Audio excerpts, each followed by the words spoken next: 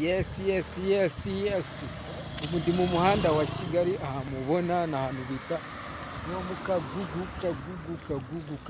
Kagugu kabisa, hano kwa nyakubahwa wa perezida wa repubulika kabisa. Uyu muhanda niwo ugana mani, bana, ibintu ni tamarare, wallahi igihugu ni tamarare. Twebwe tuba tugenda tumeze neza fresh cyane, ariko murimo murabibona mani, twebwe tuba twigenderana, umutekano ni wose mani, igihugu ni tamarare mani. Urimo urashona se? Wumva ngiye kwikamishiriza wallahi, ngiye kwifatira ku matama. Cyo mutabona ni iki mani, ndi mu muhanda.